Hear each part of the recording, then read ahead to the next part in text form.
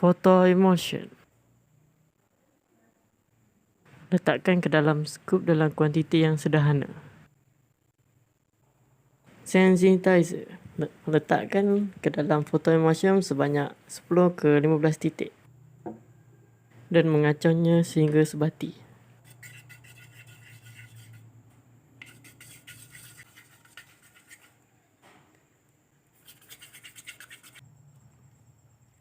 Sengitkan sedikit blok untuk emulsion senang kena dekat mesh. Pastikan semua emulsion di dalam scoop kena dekat mesh. Dan tarik sehingga ke atas secara perlahan. Melakukan teknik ini di bahagian depan dan belakang sebanyak 2 layer.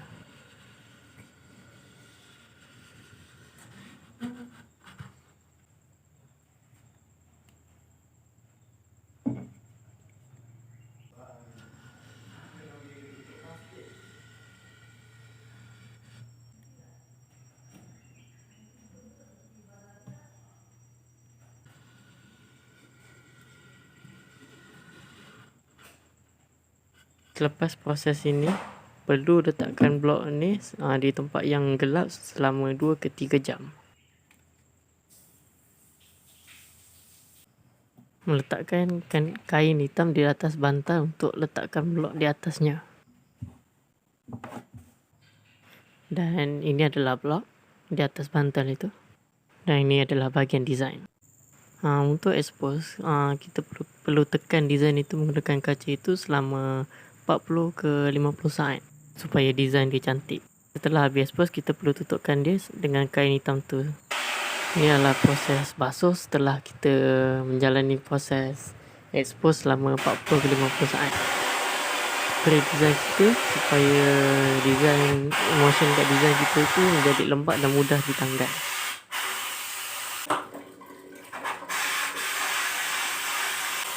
Buat proses ini supaya semua foto emulsion dekat design semua tertanggal.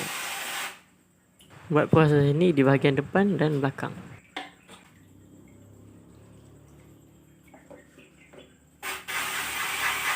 Ini adalah hasil setelah kita basuhkan blok itu sehingga bersih. Selepas proses itu, kita boleh jemur blok kita sehingga kering. Inilah memulanya proses pencetakan. Letakkan kaca itu di bahagian tengah-tengah baju supaya ink tak lepas ke belakang.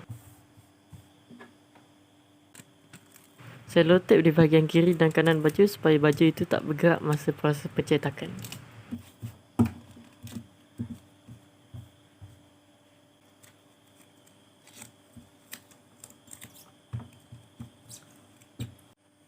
Letakkan blok yang dah ada design kita tu di atas baju di mana design kita nak ada kat baju tu.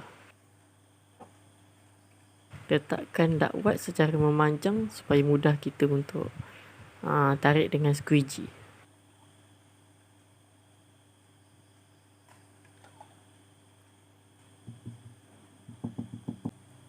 Mulalah proses pencetakan. Tarik duct wax itu dengan squeegee, memberikan sikit tekanan supaya duct wax itu dapat tembus mesh. Lakukan proses ini sebanyak 2 ke 3 kali.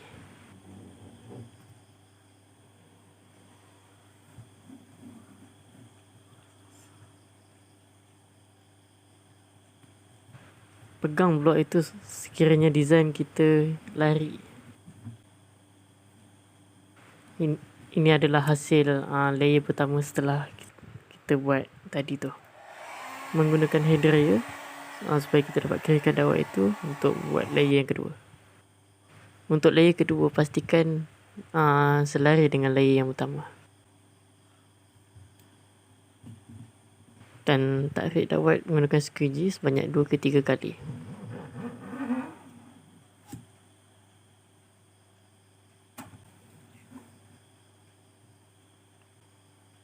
Dan inilah hasil layer kedua. Lakukan proses ini sebanyak 2 ke 3 layer. Setelah siap untuk layer yang ketiga, kita boleh cabut selotip yang kiri dan kanan dan bawa keluar kaca yang ada yang tengah-tengah baju itu.